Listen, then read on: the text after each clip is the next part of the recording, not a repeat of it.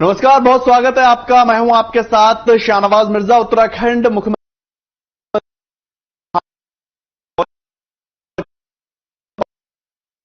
प्रधानमंत्री आवास योजना के अंतर्गत ईडब्ल्यूएस आवासीय परियोजनाओं का शिलान्यास किया, जिसमें से 8 परियोजनाएं उधम सिंह नगर की हैं और एक परियोजना नैनीताल के रामनगर के की है। और इस दौरान उनके साथ केंद्र और राज्य के कई कैबिनेट के मंत्री उपस्थित रहे। इसके साथ ही वन विकास के निगम के अध्यक्ष कैलाश गैतोड़ी ने भी उनके साथ जो है वो दिखाई दिए। और मुख्यमंत्री पुष्कर सिंह धामी ने ये कहा कि देश के प्रधानमंत्री ने जो 2024 के लिए सपना संजोया है वो सपना जरूर पूरा होगा। इसके साथ ही उधम सिंह नगर और नैनीताल में 7,000 से अधिक के मकानों का लक्ष्य रखा गया है और अपने आप में एक मिसाल बताई जा रही है। गरीब तबके के लोग जिनके सर के नीचे छत नहीं है, उनको प्रधानमंत्री आवास योजना के अंतर्गत घर उपलब्ध करवाए जाएंगे।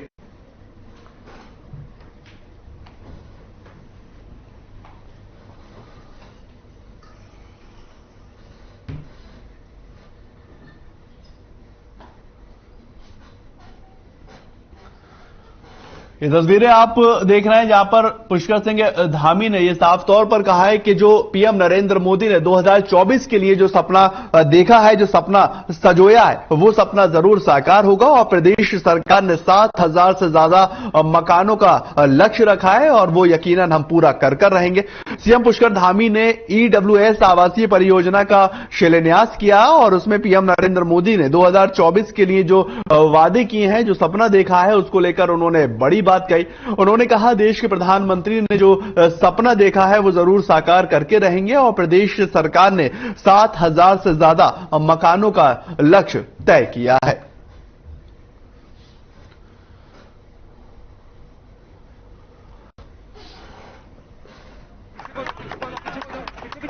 और 2024 तक ये सभी योजनाएं अपने तय समय पर पूरी होंगी और सभी जिनको भी माननीय प्रधानमंत्री जी की इस योजना का लाभ मिला है, उन सभी लाभार्थियों को उनके सपनों का घर मिलेगा, उनके सपनों का आशियाना मिलेगा।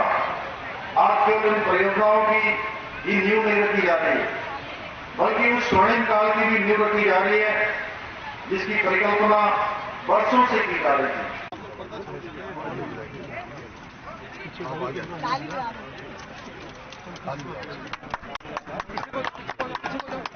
जो हैं वो वहां पर पहुंचे और परियोजनाओं का शिलान्यास करते हुए नजर आए।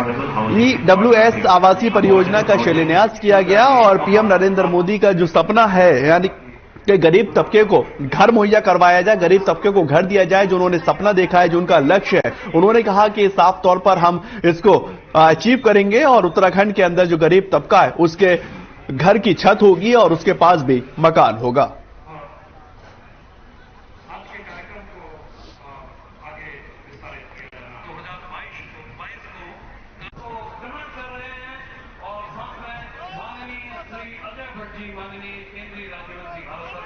ये तस्वीरें देखिए आप, किस तरह से कार्यकर्ता उनका स्वागत करते हुए नजर आए हैं और सीएम पुष्कर सिंह धामी के साथ तमाम वहां पर गणमान्य लोग भी मौजूद थे। और ये देखिए शिलान्यास करते हुए यहां पर सीएम धामी साफ तौर पर नजर आ रहे हैं और उन्होंने साफ तौर पर यह कहा कि पीएम नरेंद्र मोदी का सपना और जो विकास की पथ पर उत्तराखंड आगे बढ़ रहा है उसको इसी तरह से आगे बढ़ाते रहेंगे और उत्तराखंड वासियों के लिए जो है वो हम काम करते रहेंगे। साथ ही साथ उन्होंने कहा कि गरीब तबके को छत चाहिए और वो छत जो है उत्तराखंड की सरकार उन्हें जरूर मुहैया करवाएगी। और उन्होंने साफ तौर पर यह भी कहा है कि हमारा लक्ष्य 7,000 मकानों का है, यानी कि जो गरीब तबका है उस तक वो 7,000 मकान पहुंच जाएं और हर एक के सर पर छत होनी चाहिए।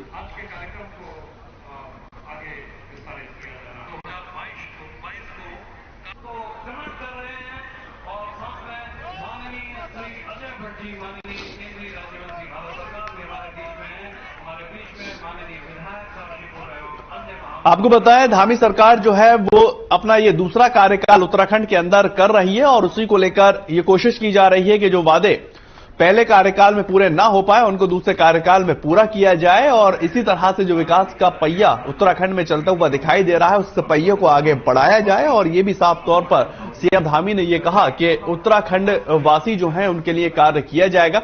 Hindu inter college CM Dhami पहुंचे थे और वहां पर पहुंचकर उन्होंने अपना बयान दिया। उन्होंने कहा कि जो गरीब के लिए सपना केंद्र की सरकार ने पीएम नरेंद्र मोदी ने संजोया है वो सपना उत्तराखंड में जरूर पूरा किया जाएगा और उसी को लेकर वो अपनी बात रखते नजर आए। तो वहीं पर पंचायती चुनाव में जीत के साथ ही भारतीय जनता पार्टी में खुशी की लहर है और भारतीय जनता पार्टी के प्रदेश अध्यक्ष महेंद्र भट्ट ने कहा कि पार्टी इस बार पूर्ण बहुमत से जिला पंचायत अध्यक्ष बनाएगी और साथ ही हरिद्वार के कई ब्लॉकों में अपना प्रमुख भी बनाएगी। और आगे उन्होंने ये भी कहा कि भारतीय जनता पार्टी में शामिल होने के लिए बहुत से जीते हुए पंचायती प्रतिनिधित्व भारतीय जनता पार्टी में शामिल होने के लिए लगातार संपर्क कर रहे हैं। भारतीय जनता पार्टी 6 विकास खंडों के अंदर भी भारतीय जनता पार्टी का बोर्ड बने, प्रमुख हमारे बने, ज्येष्ठ प्रमुख कल हमारे भारतीय जनता पार्टी के कार्यकर्ता बने। इस दृष्टि से हमने अपना एक बूथ प्रबंधन कमेटी जो ब्लॉक चुनाव प्रबंधन कमेटी हमने बनाई है, उस ब्लॉक कमेटी के पास अनेकों लोग जो बीडीसी के मेंबर हैं उनसे संपर्क कर रहे हैं, क्योंकि पार्टी ज्वाइन करनी है तो उसकी प्रक्रिया है। तो हमने सबको आज भी बुलाया, कल भी बुलाएंगे, 2 दिन के अंदर ज्वाइनिंग का कार्यक्रम पूरा करेंगे और मुझे ऐसा लगता है कि अधिकतर ब्लॉकों में हम अपने प्रमुख बनाएंगे। तो वहीं पर खबर हरिद्वार से है। हरिद्वार पंचायती चुनाव में भारतीय जनता पार्टी को एक बड़ी कामयाबी हासिल हुई है और पंचायती चुनाव का नतीजा आने के बाद से ही 14 नवनिर्वाचित सदस्य भारतीय जनता पार्टी में शामिल हो चुके, जिनमें से एक के सदस्य के भारतीय जनता पार्टी में शामिल होने के बाद कांग्रेस को एक बड़ा झटका लगा है। और बात करें भगवानपुर क्षेत्र से कांग्रेस की विधायक ममता राकेश की, जिनके बच्चों ने भारतीय जनता पार्टी की सदस्यता को ग्रहण कर लिया। इस दल बदल की वजह से कांग्रेस पार्टी पूरी तरह से बौखलाती नजर आई है।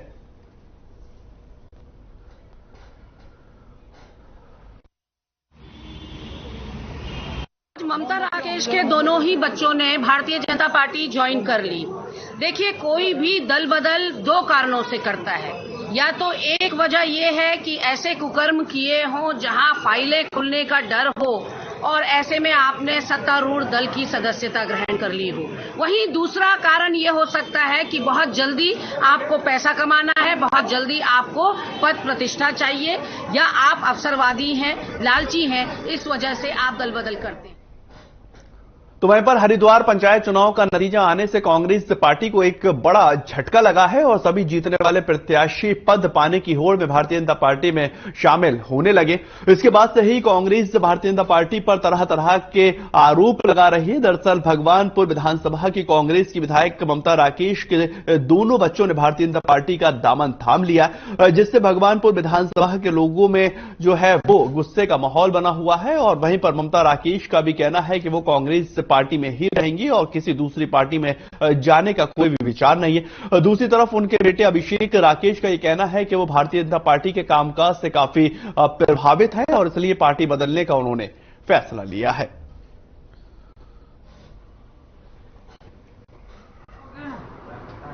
राजनीतिक फैसला है, हमने भी उन्हें स्वतंत्र छोड़ा है। उनका जो फैसला होगा वो सहज अपने फैसले पर काम करे, जिस विचारधारा से भी जुड़े हैं, ईमानदारी से और मेहनत से इस पार्टी के लिए काम करें, उनके लिए प्रयास करके ईमानदारी से उनके लिए काम करके पार्टी को बनाने की बात करें। हमें लगता है कि आगे का युवा तब बनेगी, सबको भारतीय जनता पार्टी का जुड़ना चाहिए और आगे भविष्य भारतीय जनता पार्टी के साथ भारतीय जनता पार्टी के साथ जुड़कर अपने साथ रखकर देश को पार्टी को मजबूत बनाना। अभी कोई बात नहीं है, सिर्फ हम पार्टी में आए हैं, पार्टी की सेवा करेंगे।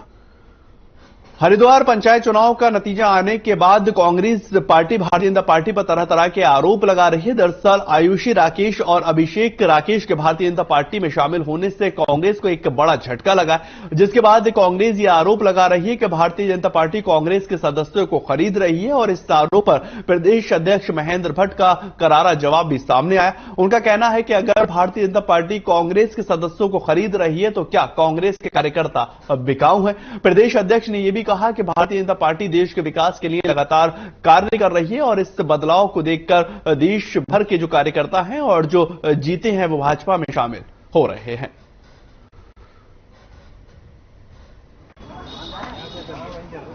देखिए, आजकल हर जगह न्यायिक जांच चाह रहे हैं ना, और फिर कह रहे हमारे खरीद फरोख्त कर दी।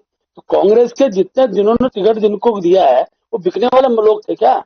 अपने कार्य को प्रश्न खड़ा कर कांग्रेस ने तो एक नई विषय छेड़ दिया। आखिरकार कांग्रेस लोगों को टिकट देती क्यों बिकने वाले हों? मैं आज कह सकता हूं कि भारतीय जनता पार्टी ने किसी व्यक्ति से कोई बातचीत, जनता का जो प्रेशर उनके ऊपर था, भारतीय जनता पार्टी विकास करती है, आप भारतीय जनता पार्टी साथ दीजिए, उसको आधार लेकर वो लोग।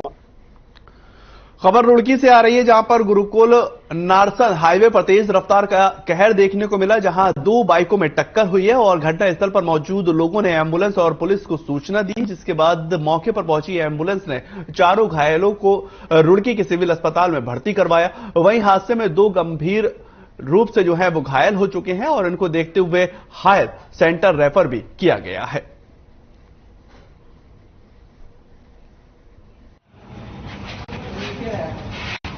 ये हमारे पास 108 नारसन द्वारा लाया गया था। ये 4 व्यक्ति हमारे पास लाए गए जो कि नारसन कला मंगलौर से आए हैं। इनमें एक व्यक्ति काफी सीरियस था, हेड इंजरी थी, उसको हमने इलाज देकर आगे ऋषिकेश के लिए रेफर किया है। बाकी के 3 व्यक्तियों का हमारे यहाँ उपचार चल रहा है। सामने एक बाइक वाला मोड़ रहा था, मतलब ओवरटेक कर रहा था, मतलब कि निकलना चाह रहा था। तो हाईवे पे हम भी पीछे से जा रहे थे जैसे, तो हमारा जो बाइक है हमारी पीछे थी और दूसरे वाले के आगे थी। तो वो दूसरे वाला जो मोड़ रहा था, हम दोनों के बीच में ऐसे आ गई, बिल्कुल बीच में रुक गई गाड़ी। पीछे से जो गाड़ी कार आई उसने ही दोनों को एक्सीडेंट कर दिया। तो वहीं खबर अब देहरादून से है, जहां पर अंकिता भंडारी हत्याकांड के मामले की एसआईटी जांच कर रही है और एडीजी लॉ एंड ऑर्डर के का ये कहना है कि मुख्य आरोपी पुलकित आर्य जो है वो सौरभ भास्कर और अंकित से क्रॉस सवाल पूछे गए हैं। तकरीबन 400 सवाल आरोपियों से पूछे गए। साथ ही हत्याकांड के वैज्ञानिक के साक्ष्यों को भी जुटाया जा रहा है और गेस्ट की सूची के आधार पर उनसे भी पूछताछ की जा रही। रिजॉर्ट पे होने वाले कार्यक्रम के बारे में भी पता लगाया जा रहा है।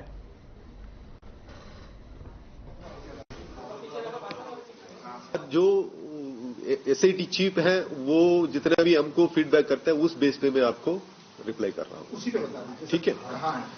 तो हमारी इन्वेस्टिगेशन ऑलमोस्ट उस पे एस्टैब्लिश कर दिया है, मोटिव का मोटिव ऑलमोस्ट एस्टैब्लिश्ड है। और जो सीन ऑफ क्राइम को हमारा अक्यूज्ड को रिमांड लेके रिक्रिएट भी कर दिए हैं, उन्होंने कैसा वो क्राइम किया है।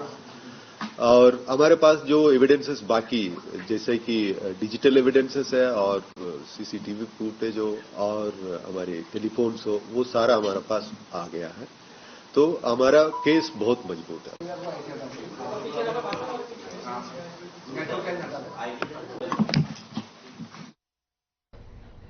दुर्गा पूजा की महाअष्टमी में हजारों की संख्या में महिलाओं ने देवी मां के पास अंजलि देकर सुख समृद्धि के लिए दुआ मांगी है और सुबह से ही दुर्गा मंदिर प्रांगण में भारी संख्या में महिला अपनी पारंपरिक वेशभूषा में बेलपत्र, फूल और पूजा सामग्री लेकर मंदिर पहुंची। पूजा अर्चना के बाद महिला देवी के मंत्र उच्चारण करने के साथ ही अंजल पाठ भी पढ़ाया और इस दौरान दुर्गा मंदिर परिसर में प्रसाद के रूप में खीर का भोग भी बांटा गया। दिनेशपुर के अलावा क्षेत्र के 7 स्थानों पर दुर्गा पूजा एवं सांस्कृतिक कार्यक्रम का आयोजन किया गया।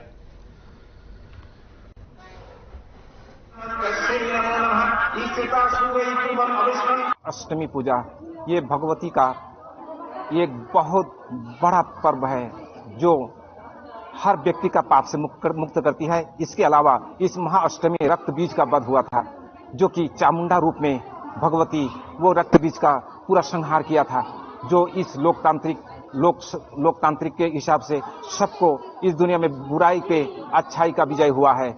यही अष्टमी का भीख है। ये माँ दुर्गा का 5 दिन का पूजा होता है, लेकिन 9 दिन का पूजा होता है, लेकिन हमारे यहाँ पे मंदिर में 5 दिन पूजा किया जाता है, जिसमें कि आज अष्टमी पूजा का अंजलि दिए हैं हम लोग। मुझे तो बहुत अच्छा लग रहा है। शादी के बाद ये मेरी पहली पूजा है। पहले तो इतने साल मैं कोलकाता में पूजा मना रही थी बट इस बार इधर मेरा पहला पूजा शादी के बाद, तो बहुत अच्छा लग रहा है। बहुत दिनों बाद फील हो रहा है कि मैं बंगालियों के बीच में हूँ। मेरा घर दूसरी जगह पे है और मैं 40 किलोमीटर दूर आई हूँ ये वाला पूजा देखने। मुझे अब लग रहा है कोलकाता वाला वाइब आ रहा है।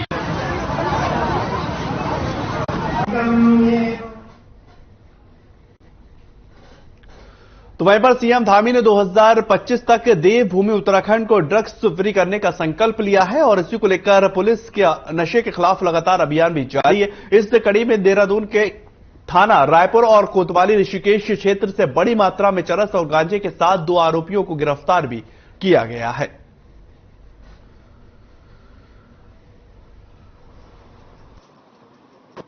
रायपुर पुलिस ने कल एक अच्छा काम किया है। उन्होंने एक मुलजिम है गुलजार, ये मिर्जापुर का रहने वाला है।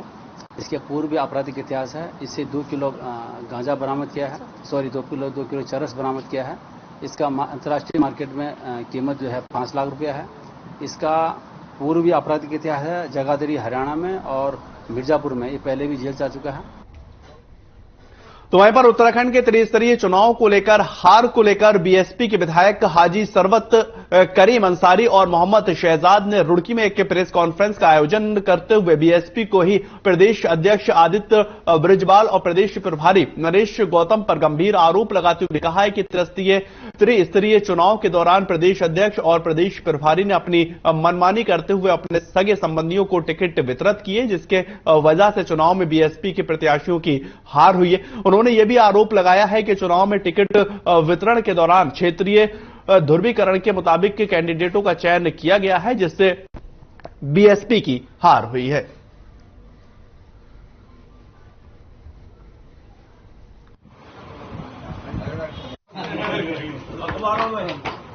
अगर प्रदेश अध्यक्ष में हिम्मत है, अगर उसमें क्वालिटी है, तो वो जिला पंचायत अध्यक्ष का प्रत्याशी लड़ाए। हम भी काम करेंगे, वो भी काम करे, कदम से कदम मिलाकर, कंधे से कंधा मिलाकर, और हर ब्लॉक पर प्रत्याशी बहुजन समाज पार्टी का लड़ाने का काम करे, तब हम उसका प्रदेश अध्यक्ष मान लेंगे।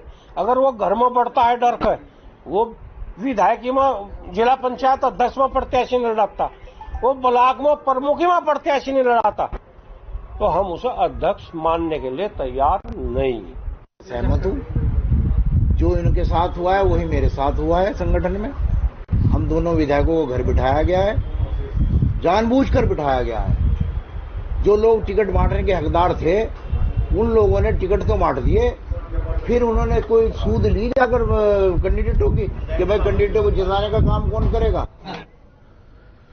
उत्तराखंड की महिला सशक्तिकरण और बाल विकास मंत्री रेखा आर्य ने हल्द्वानी में राष्ट्रीय पोषण अभियान के समापन समारोह में शिरकत की और इस दौरान कैबिनेट मंत्री ने महिलाओं को महालक्ष्मी किट का जो है वो भी वितरण किया। कैबिनेट मंत्री ने साफ तौर पर यह वितरण किया और रेखा आर्य ने यह भी कहा है कि लैंगिक समानता और शिक्षा की समानता के लिए राज्य सरकार कई कार्यक्रम चला रही है। और अंकिता हत्याकांड के मामले में कैबिनेट मंत्री ने कहा कि इस पूरे मामले की जांच एसआईटी की टीम कर रही है और अंकिता हत्याकांड के आरोपियों को सख्त से सख्त सजा दिलाई जाएगी।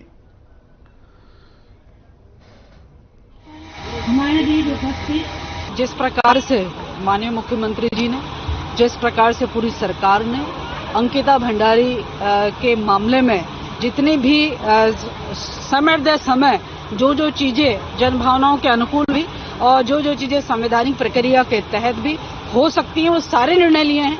मैं मानती हूं कि इससे पहले इतने त्वरित गति से निर्णय कभी कोई सरकारें नहीं लेती हैं, लेकिन हमारी सरकार ने, धामी जी ने लेने का काम किया है। एसआईटी के गठन से लेकर और फास्ट ट्रैक कोर्ट के लिए आग्रह करने से लेकर और परिवार को आर्थिक मदद करने से लेकर सभी चीजें जो हैं वो की जा रही हैं।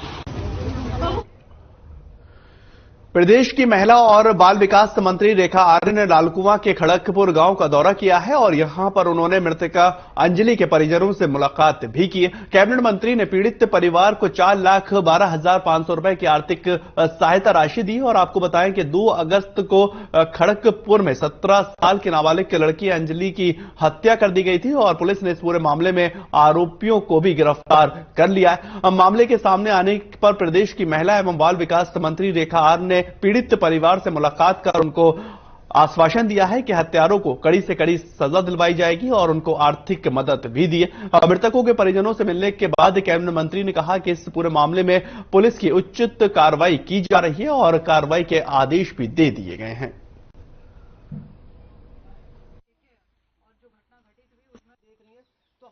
मुझे लगता है कि इसका जवाब तो माननीय विधायक जी देंगे और मुझे लगता हो सकता है उनकी कोई व्यस्तता रही हो सकता है उनको अभी इस बात की जानकारी ना हो पाए, हो सकता है वो यहाँ पर ना हो। मेरे को अभी इस बारे में कोई जानकारी नहीं है। अभी उन्होंने ये भावना व्यक्त करी तो निश्चित रूप से मैं उनसे बात करूंगी। उन्होंने यहाँ जब उनको ये पता चला सारा विषय संज्ञान में लाया गया तो व्यक्तिगत रुचि लेते हुए, क्योंकि अभी घटना है जो घटी है वो बहुत दुखद है, उस दुखद की भरपाई हम लोग आर्थिक रूप से अगर हम उसको तय करेंगे तो शायद उसको वो हम नहीं कर सकते हैं, लेकिन जो आर्थिक रूप से जो एक सरकार द्वारा नियत एक राशि है उसको देने आए माननीय रेखा रे स्वतः आई, जब इससे उनका मातृत्व भाव पता चलता है, उनका समाज के प्रति लगाव पता चलता है। मैं आभार व्यक्त करता हूँ माननीय मुख्यमंत्री जी का, माननीय प्रभारी मंत्री जी का। हमें न्याय मिले क्या संतोष, हमारा तो संतोष जब मिलेगी जब उसे फांसी होगी। एक आपका बड़ा है वो वहाँ गए थे मुख्यमंत्री जी के पास, उनने ग्वाला का वो उठाया, स्टेडियम का उठाया, उन्होंने एक बार हमारी बेटी का नाम नहीं लिया। हमारी भी तो कहते बेटी की निर्भर हत्या हुई है, उन्हें बोलना चाहिए था वहाँ एक बार तो वहाँ मुख्यमंत्री जी से कहना चाहिए था हमारे बारे में। उन्होंने कहा वो हमने उनको विधायक बनाया, उन्हें आना चाहिए था हमारे पास। इस बात का हमको बहुत दुख है कि वो हमारे पास नहीं आए। मंत्री महोदया जी का बहुत बहुत आभार महसूस कर रहे हैं हम कि वो दूसरी बार यहाँ पर आई और उन्होंने ढाढ़स बढ़ाने का काम किया। हालांकि जो नुकसान हो चुका है वो तो हो ही चुका है ना, लेकिन अब इस परिवार की मांग है कि इसमें हमें न्याय मिले, है ना। बाकी पैसा या फिर ये थोड़ी सी आर्थिक सहायता इससे कुछ नहीं होता। तो वहीं पर जॉर्ज एवरेस्ट क्षेत्र से पर्यटन विभाग के द्वारा हिमालय दर्शन नाम से हेली सेवा का आरंभ विश्व पर्यटन दिवस पर किया गया था और इसका संचालन एक निजी कंपनी की ओर से हिमालय दर्शन के अंतर्गत पर्यटकों को स्थानीय निवासियों को हेलीकॉप्टर से क्षेत्र भ्रमण कराया जा रहा है, जिसको लेकर कांग्रेस पार्टी ने विरोध करना शुरू कर दिया है। और आपको बताएं कि उनका कहना है कि वाइल्ड लाइफ सेंचुरी होने से वहां मौजूद जंगली जानवर और पशु पक्षियों को भारी परेशानी हो रही है और कोतवाली मसूरी में कांग्रेस पार्टी ने जिला परिषद अधिकारी के खिलाफ लिखित तहरीर देकर हेली सेवा को बंद करने की मांग की है।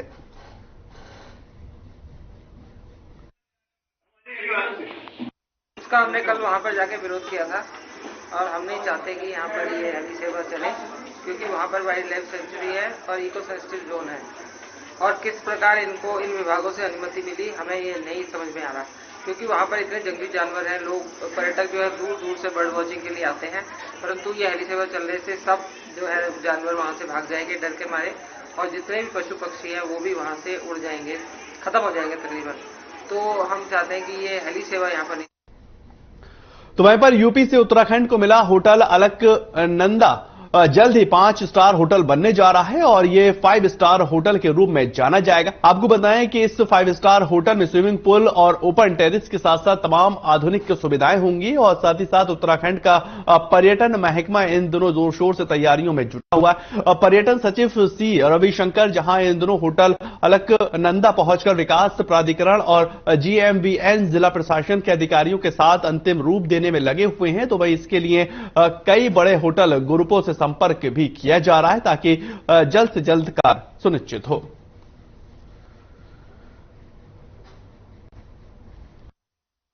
अलकनंदा होटल है जहां अभी वर्तमान में जो है GMBN चला रहे हैं, यूपी टूरिज्म से हमें प्राप्त हुआ है। उस जगह में जो है एक 5 स्टार होटल बनाना है करके एक प्लान चल रहा था, तो उसमें ऑलरेडी एक बार टेंडर भी हुआ था। उसमें कुछ बिंदुओं पर जो है आपत्तियां थी, उसको निराकरण करके अभी हम दोबारा टेंडर करने के लिए तैयारी कर रहे हैं। तो उसमें जो है अभी आज एक इंटरनल डिस्कशन रखा था, उसमें ब्रॉडली हमने जो है कई सारा मुद्दों पर जो है रणनीति बनाया है। बहुत जल्दी जो है इसका जो है आगे अग्रिम कार्रवाई।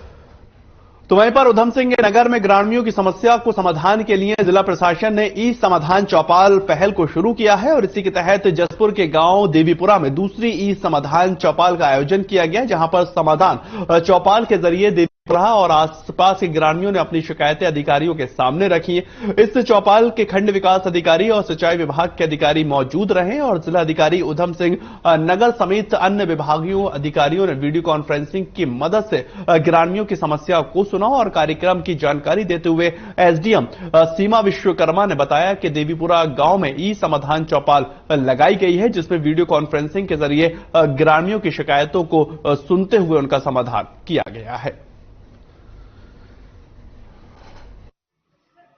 समय की यहाँ पर कमी थी क्योंकि 1 घंटे का ही प्रोग्राम था, तो उसमें भी 37 शिकायतें यहाँ पर मौके पर आई हुई थी और इसमें मैक्सिमम शिकायतों का निस्तारण मौके पर किया गया है और कुछ शिकायतें ऐसी कि जो जांच का विषय है तो उसमें जांच के निर्देश दिए गए हैं। देखिए, अगर देखा जाए तो लगभग सारे विभाग के अधिकारी यहाँ पर थे और जो यहाँ पर मौजूद नहीं थे तो वीसी से कनेक्टेड थे। जिला अल्मोड़ा में दशहरा महोत्सव की तैयारियां जोरों पर हैं और महोत्सव को सफल बनाने के लिए दशहरा महोत्सव समिति जुटी हुई है। दशहरा समिति के अध्यक्ष अजीत कार्की ने बताया है कि पिछले 2 साल कोरोना संक्रमण की वजह से महोत्सव संक्षिप्त रूप से मनाया गया, लेकिन इस बार महोत्सव को धूमधाम से मनाया जाएगा। अल्मोड़ा जिले के अंदर इस बार दशहरा में करीब 22 पुतलों का निर्माण किया जा रहा है और महोत्सव को खास बनाने के लिए दुबई से ऑर्केस्ट्रा बुलाए जा रहे हैं। इसके साथ ही स्थानीय स्टेडियम में सांस्कृतिक कार्यक्रम का आयोजन भी किया जाएगा।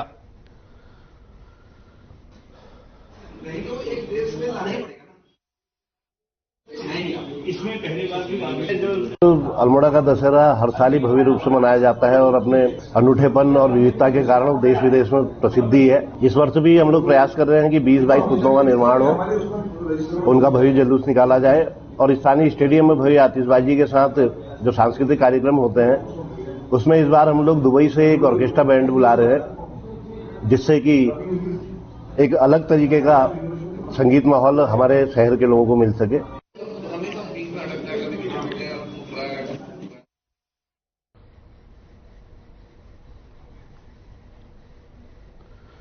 तो वहीं पर अल्मोड़ा में इन दिनों रातों रात रामलीला मंच की धूम जो है वो मची हुई है और आपको बताएं कि अल्मोड़ा में रामलीला मंच का इतिहास काफी पुराना। सन 1807 में वंदेश्वर मंदिर में अल्मोड़ा में रामलीले की शुरुआत की गई थी और किसी कालखंड में सैकड़ों जगहों पर रामलीले का मंच हुआ करता था। वहीं वर्तमान में ये सिस्टम कर आधा ही रह गया है और रागनियों पर आधारित ये रामलीला के पात्र कड़े अभ्यास के बाद अपनी अनोखी कला को आज भी संरक्षित कर रहे हैं, लेकिन इस सनातन परंपरा संस्कृति के संरक्षण में राज्य सरकारों की ओर से कोई भी पहल नहीं की जा रही है। और इधर अल्मोड़ा से विधायक मनोज तिवारी ने कहा कि अल्मोड़ा एक सांस्कृतिक शहर है और पिछले रावत सरकार ने लोक परंपरा को संरक्षित करने की कोशिश की और साथ ही प्रदेश रामलीला को आर्थिक स्थिति से उभारने के लिए आर्थिक सहायता भी दी और वर्तमान सरकार को भी रामलीला आर्थिक सहयोग करना चाहिए ताकि ये परंपरा जीवित रह सके। और इसके अलावा उन्होंने राज्य सरकार से ये भी मांग की है कि इस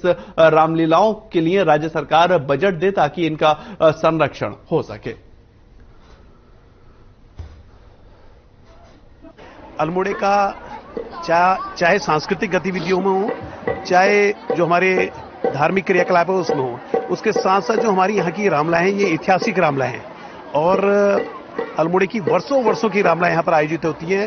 तो इसमें हमारे जो कलाकार हैं उनके सराहनीय यहाँ पर अभिनय रहता है और निश्चित रूप से इससे जहाँ हमारी जो संस्कृति है उसको बढ़ावा मिलता है, वही हमारे जो कलाकार हैं उनके जो पात्र हैं उनके अभिनय को भी देखने का मौका मिलता है। फिलहाल इस बुलेटिन में इतना ही। नमस्कार।